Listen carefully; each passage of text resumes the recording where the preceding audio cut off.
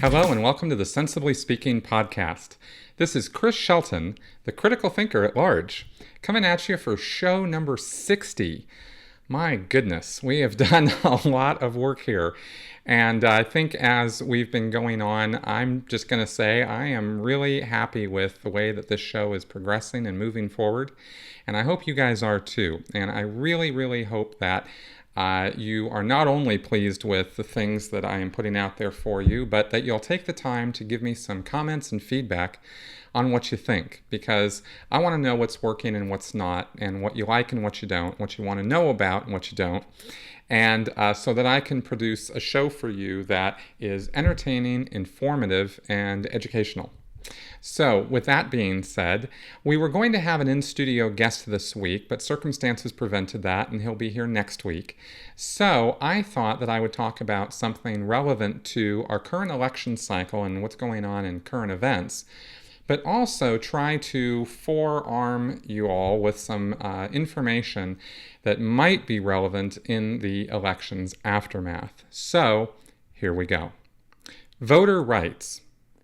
As we are now less than a month away from the end of this current election cycle, with votes now being cast across the United States for not only who will be our next president, but also many states' representatives in the House and Senate, I thought it's a good time to talk about voting. If you're under the impression that this is all taken care of and everyone has the right to vote and just needs to get off their lazy asses and do it, then you are horribly mistaken. On the other hand, if you think that it doesn't matter if you vote, that the whole thing is rigged and your voice doesn't matter, I would ask you to also think again. Believe me, the amount of work that is done to corrupt this system proves conclusively that people in power are very much afraid of what voters can and will do when given the chance. Your voice does matter, and the fact that you can exercise that power puts you as an American citizen ahead of almost 90% of the world population. To waste your voice is to deny what it means to be an American citizen. However, for many of us, voting is not as easy as it sounds. The fundamental principle of a democracy is that everyone is involved and everyone has an equal vote. While some might argue right away that we don't live in a true democracy, but instead are in a representative republic, America has always symbolized the principle of freedom and equality under the law. Unfortunately, while we like to aim high, we have never actually achieved this ideal. And when it comes to the right to vote, we have consistently fallen short on this. Which is not to say that there has not been any progress made over the past 240 years since our country started.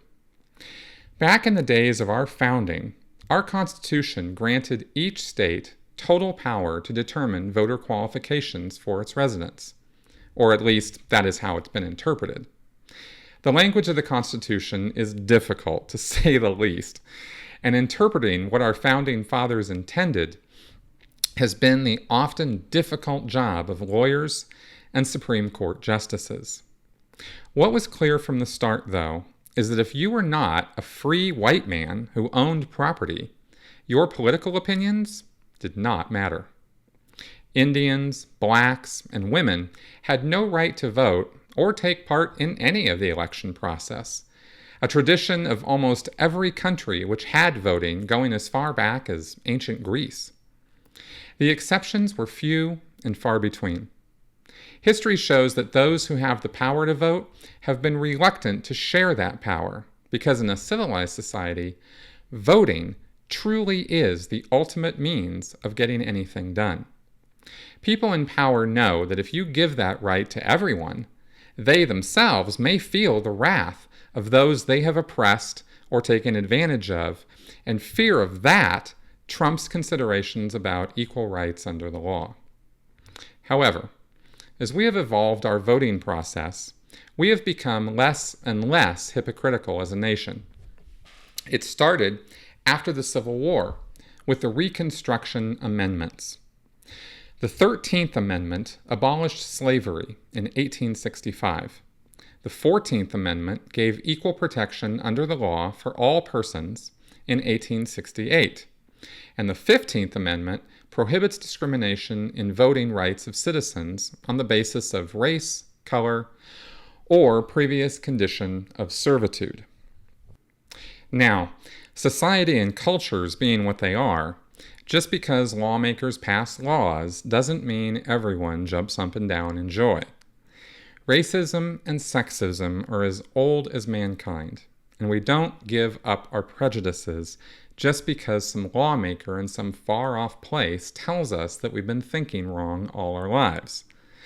Change of this kind usually takes generations to take hold, because racism and sexism, for the most part, are learned from our parents and educators. Laws may be enacted to make it more difficult to openly discriminate, but that doesn't mean that the people who are doing the discriminating have changed at all. It's their sons and daughters who are going to slowly but surely change their attitudes and teach these new ideas and standards to their kids, and so on down the line. When we're talking about bringing equal rights under the law to every person in a country, we're talking about fighting not just centuries, but millennia of ingrained thinking patterns against minorities and women. The 14th Amendment is perhaps one of the most powerful pieces of legislation ever passed in not only the United States, but the entire world. So it's no big surprise that it was fought from day one by the South, who wanted no part of blacks being given equal rights, and that Section 1 of this amendment has been one of the most litigated parts of the Constitution ever since. Section 1 states, quote, "All persons born or naturalized in the United States and subject to the jurisdiction thereof are citizens of the United States and of the state wherein they reside. No state shall make or enforce any law which shall abridge the privileges or immunities of citizens of the United States, nor shall any state deprive any person of life, liberty, or property without due process of law, nor deny to any person within its jurisdiction the equal protection of the laws." Unquote. Can you think of anything that sounds more common sense than this? Yet litigation about this has been fierce, and cases circling this section have been the cause of not just some dinner table arguments, but actual violence and death. For example, it was litigation over this clause which gave us abortion rights and same-sex marriage.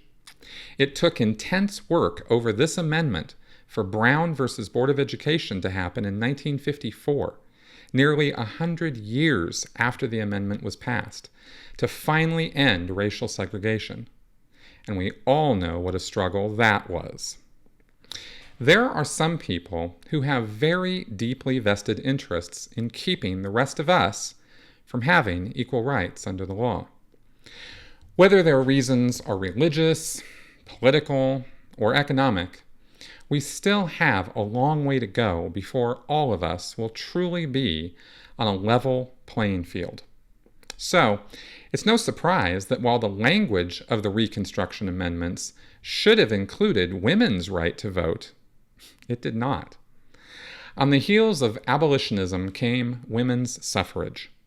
This was a long, hard battle, waged by determined women, such as Gerrit Smith, Elizabeth Stanton, Lucy Stone, and Susan B. Anthony. Women's right to vote was first granted in Wyoming, of all places, in 1869, followed by neighboring Utah in 1870, and then Idaho and Colorado before the end of the 19th century. It's probably important to note that these were all Western pioneer states at the time. The 19th Amendment was finally ratified in 1920, prohibiting state or federal sex-based restrictions on voting. However, as I said before, just because a law was passed didn't mean everyone was happy about it. Minorities and women still had major hurdles to jump before they would be considered truly equal before the law.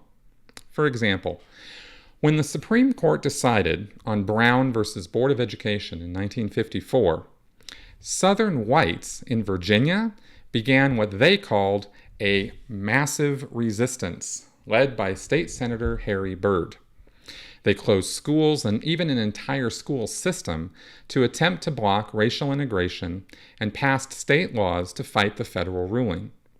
This was the same state that had adopted a new constitution back in 1902, specifically to disenfranchise black voters and keep black school kids away from whites.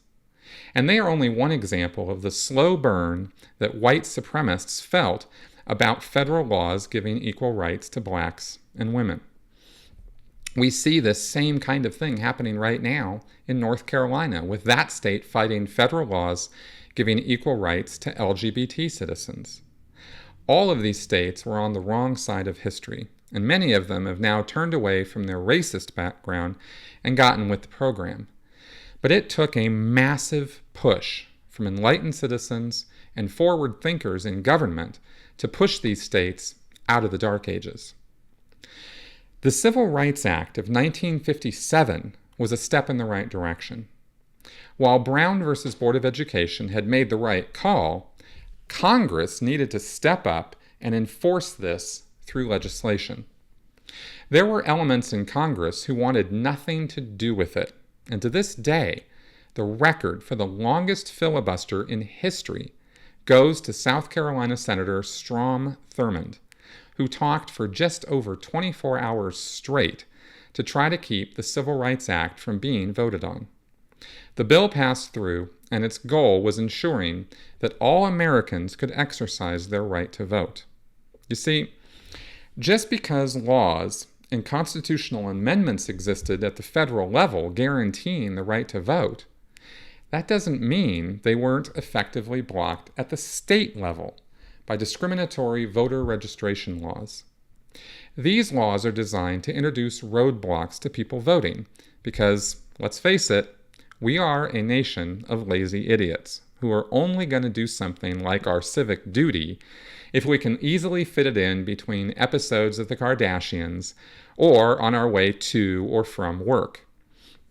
So those who don't want you voting know that they only have to make it a little bit inconvenient, and they'll block a great big chunk of the population from even showing up.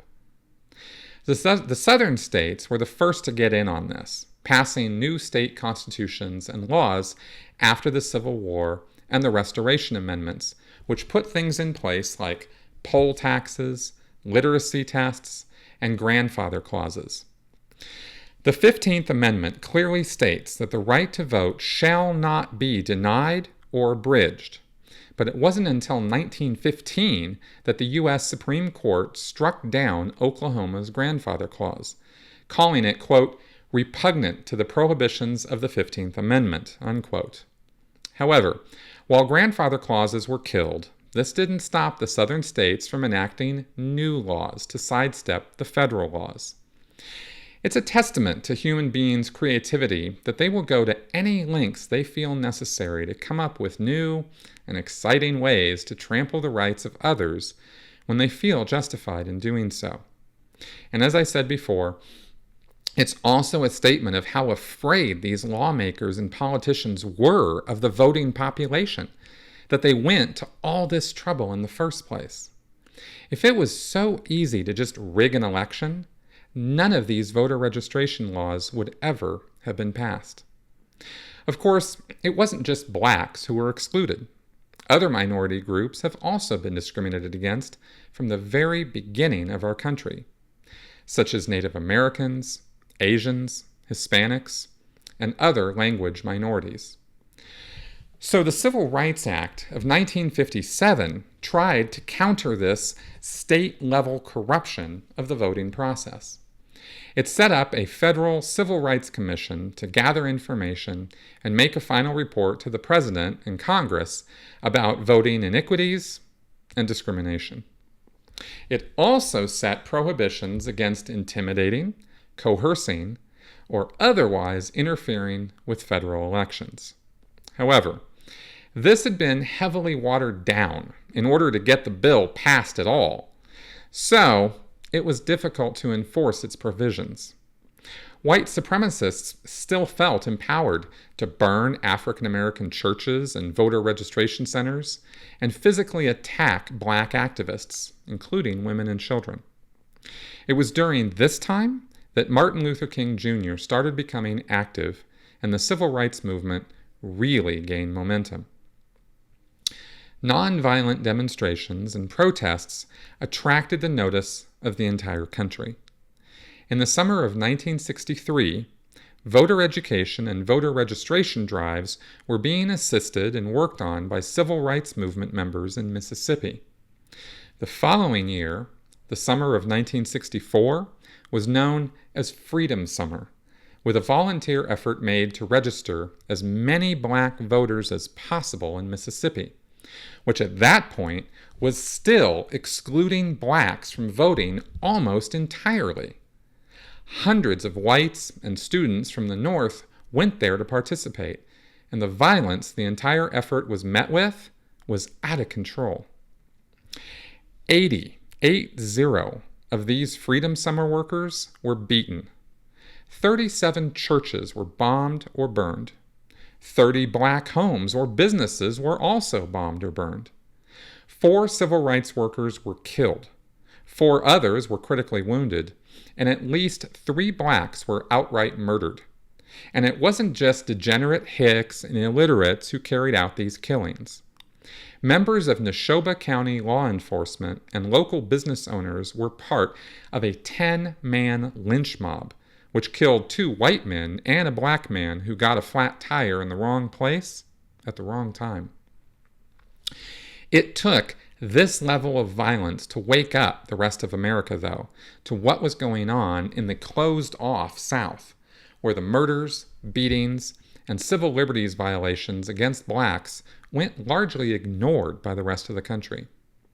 Soon after, the next big step by the federal government has been called the most successful piece of civil rights legislation ever adopted by the U.S. Congress, the Voter Rights Act of 1965.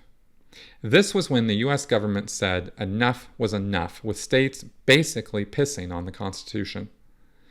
Section 4 ended the use of literacy requirements for voting in 6 southern states: Alabama, Georgia, Louisiana, Mississippi, South Carolina, and Virginia, and in many counties of North Carolina, where voter registration or turnout in the 1964 presidential election was less than 50% of the voting age population. Under the terms of Section 5 of the Act, no voting changes were legally enforceable in these jurisdictions until approved either by a 3-judge court in the District of Columbia or by the Attorney General of the United States. Other sections authorize the Attorney General to appoint federal voting examiners who could be sent into covered jurisdictions to ensure that legally qualified persons were free to register for federal, state, and local elections, or to assign federal observers to oversee the conduct of elections. Of course, the southern states righteously fought back against this supposed oppression by the federal government, but they lost.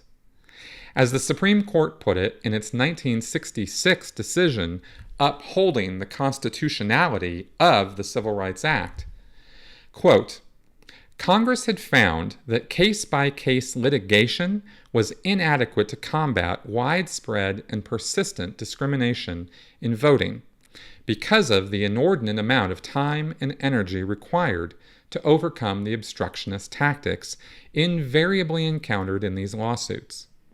After enduring nearly a century of systematic resistance to the 15th Amendment, Congress might well decide to shift the advantage of time and inertia from the perpetrators of the evil to its victims.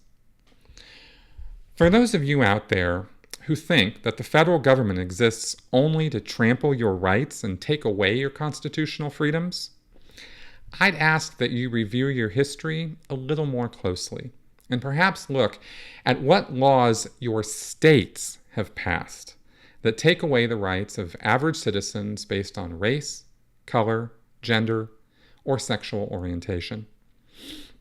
I think you'll find that your outrage with government should be focused much more on what your state is doing to you than what the federal government is doing to you. According to the Department of Justice, quote, at the time the Voting Rights Act of 1965 was first adopted, only 1/3 of all African Americans of voting age were on the registration rolls in the specially covered states, while 2/3 of eligible whites were registered. Now, black voter registration rates are approaching parity with that of whites in many areas, and Hispanic voters in jurisdictions added to the list of those specially covered by the Act in 1975 are not far behind.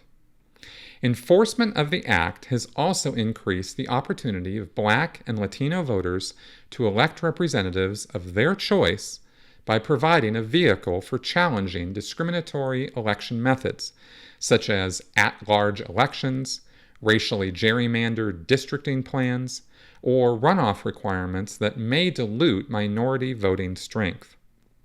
Virtually excluded from all public offices in the South in 1965, Black and Hispanic voters are now substantially represented in the state legislatures and local governing bodies throughout the region. End quote. While great strides were made in 1965, we still have a long way to go. There are still provisions and laws in place that deny the right to voters to make their voices be heard in many ways. So, let's talk about how that happens. We're hearing in this election cycle a lot about voter fraud. Frankly, this has more to do with sour grapes on the part of losers than actual fraud. But let's take a look at this more closely so I can show you what I'm talking about. After these messages, we'll be right back. Hey there. I just want to take a moment to let you know about a new website that I think you might find useful. I'm sure those of you who are listening to the show right now have been wondering about this mug sitting here that says "Got Logic." And those of you who are watching are wondering, where do I get logic? How do you get your fill? Well, fortunately for you, I have the answers. Introducing the Critical Merchandise web store, hosted by Spreadshirt.com. If you think that facts matter, that critical thinking is not just for breakfast anymore, and you want to let your friends know that their lack of logic is disturbing, then you need look no further than the Critical Merchandise website. By popular demand, I've put these products together for you guys, and I think you'll find all of them helpful and useful reminders to yourself and to others that sense, logic, and reason are something all of us could use a little bit more of in our lives.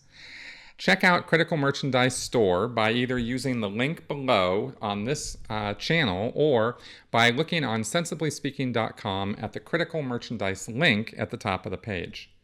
100% of the funds raised from your purchases go back to making this show and my YouTube channel a reality, and I really do appreciate your support. Check out Critical Merchandise today. If you listen to some, including the current Republican nominee for president, Donald Trump, voter fraud is so rampant that if he loses this election, fraud can be the only reason why. While this is infantile and as ridiculous a claim as the other racist, sexist, and bigoted nonsense he's spewed for months, unfortunately there are far too many people buying into this. Bernie Sanders supporters, myself included, bought into the same line when Bernie lost the nomination to Hillary. Media spun stories of voter fraud in places where really what happened was incompetence and just plain stupidity. Unfortunately, people are all too willing to believe collusion over ignorance, and so the conspiracy mindset goes into play. Voter fraud has been made into an issue since almost the founding of this country, and an excuse to take away people's rights to vote. The irony of this is frankly astounding, but the fact is that when a population is lied to and made to believe that voter fraud is going on, most of the time this actually means that they are being made to give up their voter rights in one fashion or another. The lies are spun by politicians who are playing them for their own advantage, and all of us are the ones who lose. Let's look at a quote from a book called The Road to Seneca Falls by Judith Wellman.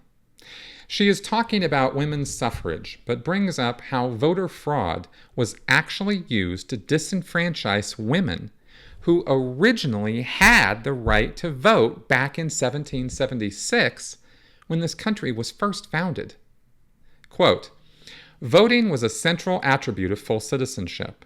Since the Constitution left the requirements for voting in the hands of the states, it was at the state level that challenges to the exclusion of women from the formal political process first reached the level of debate.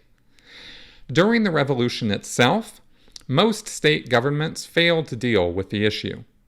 For its new state constitution in 1777, for example, New York adopted its colonial constitution virtually intact, granting the franchise only to propertied males. New Jersey was an exception. There, the 1776 Constitution gave voting rights to all inhabitants of this colony of full age who are worth 50 pounds proclamation money, clear estate, and who had lived in the same county for 12 months prior to the election. All inhabitants included women, both African American and European American. Legislative acts in 1790 and 1797 referred to voters as he or she, and women voted regularly in local, state, and national elections. In 1807, however, the legislature used the occasion of widespread fraud in one local election to exclude women from voting. At the same time, they virtually eliminated property qualifications for adult white males. End quote. This, of course, set a pattern for the rest of the states and set a precedent that would continue to this day. Voter fraud is a very specific thing. It is when an individual casts a ballot they know they are ineligible to do in a deliberate attempt to defraud the election system. The statistical fact is that it is more likely that an individual will be struck by lightning than that he will impersonate another voter at the polls. Voter fraud is a popular meme because it gives an out for those who have lost and their followers to say, hey, we didn't really lose, and satisfies our psychological need to be right, no matter what the facts say. It also makes for lurid and fascinating headlines, since all of us have come to accept that our political system is rigged. It's all a big fraud anyway, and we don't really have anything we can do about it. But that is exactly the attitude that those who hold their own personal power over their civic duty want you to have. Just think about it for a second. I'm not ranting on in some conspiracy theory about crooked politicians versus citizens. No, this is Common Sense 101.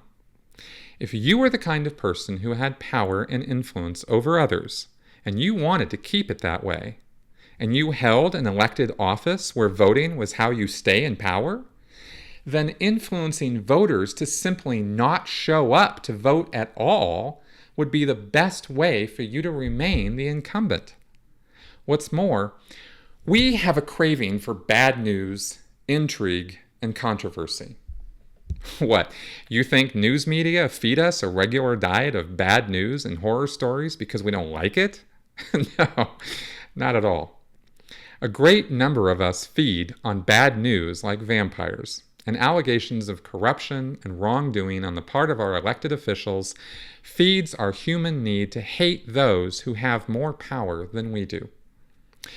Here's a quote about this from a 2007 report on voter fraud by the Brennan Center for Justice, a nonprofit activist and think tank group at the New York University School of Law. Quote, perhaps because these stories are dramatic, voter fraud makes a popular scapegoat. In the aftermath of a close election, losing candidates are often quick to blame voter fraud for the results. Legislators cite voter fraud as justification for various new restrictions on the exercise of the franchise. And pundits trot out the same few anecdotes time and again as proof that a wave of fraud is imminent. Allegations of widespread voter fraud, however, often prove greatly exaggerated. It is easy to grab headlines with a lurid claim. Tens of thousands may be voting illegally. The follow-up, when any exists, is not usually deemed newsworthy. Yet on closer examination, many of the claims of voter fraud amount to a great deal of smoke without much fire. The allegations simply do not pan out. These inflated claims are not harmless. Crying wolf when the allegations are unsubstantiated distracts attention from real problems that need real solutions. If we can move beyond the fixation on voter fraud, we will be able to focus on the real changes our elections need, from universal registration all the way down to sufficient parking at the poll site. Moreover, these claims of voter fraud are frequently used to justify policies that do not solve the alleged wrongs, but that could well disenfranchise legitimate voters. Overly restrictive identification requirements for voters at the polls, which address a sort of voter fraud more rare than death by lightning, is only the most prominent example. End quote. In a February segment this year, John Oliver cited just such an example of a heavily exaggerated news story which, upon follow-up, turned out to be nothing but smoke and mirrors. But while reports of zombies voting in South Carolina was amusing, the backstory on this is anything but, and shows that attempts in the South to disenfranchise black voters continues to this day, despite all work by civil rights activists over the decades. Here's what happened. In 2011, South Carolina was under fire for a new voter ID law passed over the objections of civil rights and voting advocates. The law required that every person have a photo ID of some kind when they vote. Showing up at the polls with a valid Social Security card, a birth certificate, utility bill, or even a voter registration card would not be adequate, and you would be shown the door. An Associated Press investigation found that many voters in predominantly black counties in South Carolina don't have such photo identification. For example, Richland County has a total population of 339,000 people, with roughly half of them being white. Of the non-white population, 6% don't have photo IDs. If you follow election results, then you know that 6% of a population is certainly enough to swing a vote one way or the other. As State Democratic Party Chairman Dick Harpootlian said, "This is electoral genocide. This is disenfranchising huge groups of people who don't have the money to go get an ID card." Now, when you take away a citizen's right to vote because they can't afford to do it, that is not only unconstitutional, but it also makes it impossible for them to ever be able to influence their own local government, so they'll get a chance to climb out of the poverty pit they're stuck in. And if you think that isn't a problem, consider for a moment how you would react if someone said you couldn't vote unless you were in an upper-class income bracket. You'd rightly be infuriated. You'd think someone was trampling all over your rights. But the one thing you wouldn't be able to do is go vote to change it. One point of note is that South Carolina was giving free IDs to those who needed them, but I wonder how broadly this was publicized or known about by those same minorities that needed them. I somehow doubt that most of these people were made aware of this. The U.S. Department of Justice agreed, and they blocked the South Carolina law, stating in a December 2011 letter, quote, "Minority registered voters were nearly 20% more likely to lack DMV-issued ID than white registered voters, and thus be effectively disenfranchised by the law's requirements." End quote. Just 3 weeks later, State Department of Motor Vehicles Director Kevin Schwedo testified before a South Carolina House hearing. He said that he had compared voting records with death records and found 956 discrepancies. As reported in a February 2014 article by website Facing South, quote, "Zombie voter hysteria exploded. The same day as Schwedo's testimony, Lou Dobbs at Fox made it a national sensation, claiming that new research shows that more than 900 people, dead people, appeared to have voted in recent elections in South Carolina. Fox News, which had already come to the defense of South Carolina's ID law in early January, went on to invite Wilson on the show to highlight his claims and featured the story again on their straight news program. Back in South Carolina, lawmakers seized on the story as proof of the need for voter ID. Advocates of voting restrictions in states like North Carolina did the same. But South Carolina's screamer of a democracy horror story began to unravel almost as soon as it began. Curiously, when the State Election Commission asked for the list of supposed zombie voters, the Attorney General's office gave them only 6 names. By early February, the election officials were able to confirm all of the voters were legitimate. 5 were very much alive, and 1 had voted before dying. Clerical errors were blamed. But Fox News was undeterred. In a February 14th dispatch, the network was still reporting that more than 900 votes were, quote, stolen in South Carolina by dead voters. Even as the story lost credibility, South Carolina officials dug in. Analysis of the rest of the cases would surely vindicate their findings. But the opposite happened. The State Election Commission, which had been strangely left out of Schwedo's evidence-gathering process and had questioned the findings from the beginning, released a report that was unequivocal in its findings.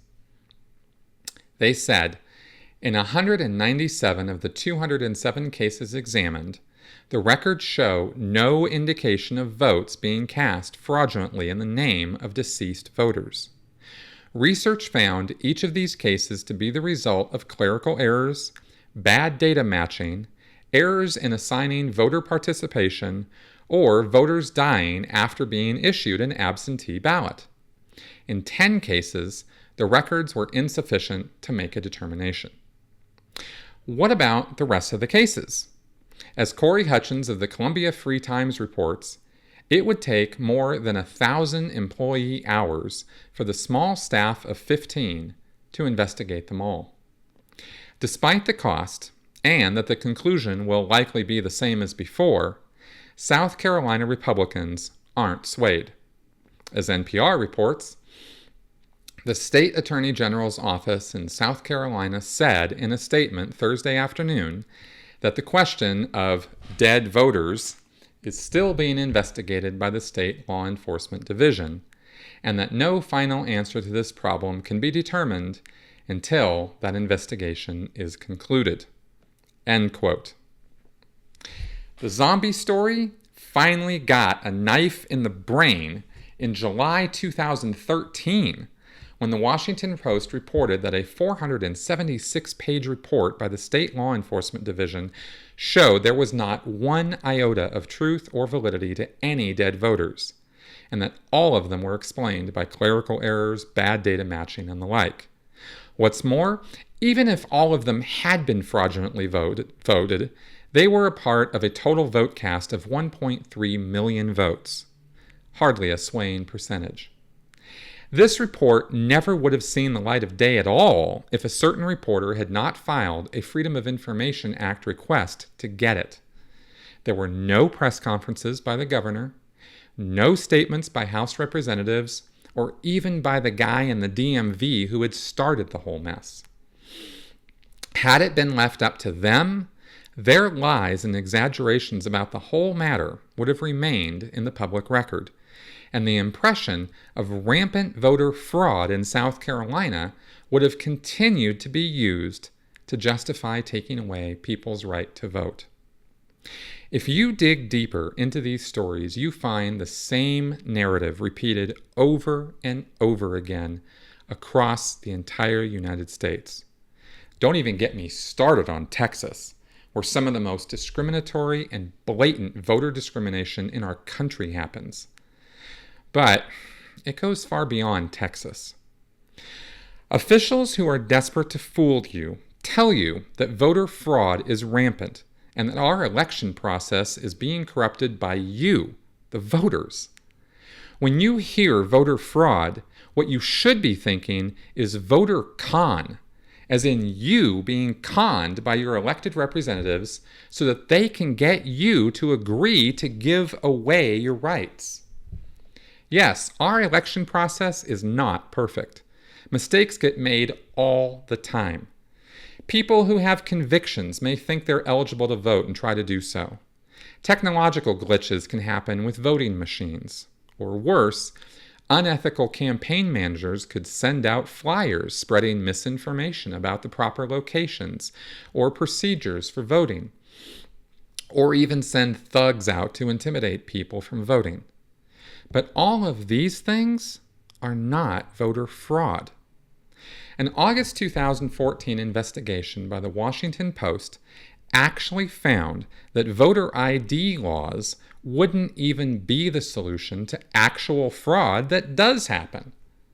For example, there was a, quote, case in which a supporter of Wisconsin Governor Scott Walker was charged with 13 counts of election fraud, including registering to vote in more than one place, voting where he didn't live, voting more than once in the same election, and providing false information to election officials. Wisconsin's ID law would not have prevented any of the alleged violations.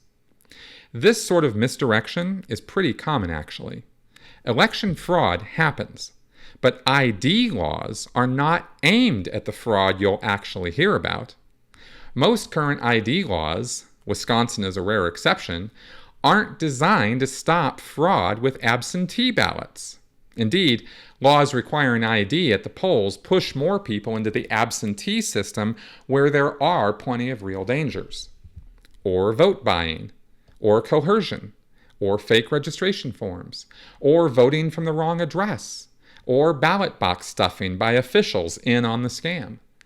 In the 243-page document that Mississippi State Senator Chris McDaniel filed on Monday with evidence of allegedly illegal votes in the Mississippi Republican primary, there were no allegations of the kind of fraud that voter ID can stop. Instead, requirements to show ID at the polls are designed for pretty much one thing: people showing up at the polls pretending to be somebody else in order to each cast one incremental fake ballot. This is a slow, clunky way to steal an election, which is why it rarely happens, unquote. But demanding a photo ID at the polls is a great way to stop people from exercising their right to vote in the first place. And making wild accusations about voter fraud is a fantastic scapegoat for failed politicians and their supporters to be angry at the system and to justify taking things to the next level, since they will say that our system is broken and never worked in the first place. The facts say different. I hope that by laying all of this out, you out there will see the legacy of hard work and dedication that thousands of people have shown to protecting your right to vote. Your voice does mean something. It does matter that you vote. And now, more than ever, we need your voice to move our country forward in a sensible and positive direction. It's easy to blame politicians or the media or anything but ourselves for the state our country and economy are in. Statistically, though, we're actually in a better place now than we have been in a very long time. Let's keep going in that direction by exercising the rights that we and our forefathers fought so hard to protect. And now, I'm coming off my soapbox. Next week, I'll have another fascinating guest on board, scheduled to actually be here in studio for a live interview, which I think you guys are really going to love. Thanks so much for listening. I hope that some of what I said here is helpful and informative, and most of all, entertaining. Talk at you again next week. Bye-bye.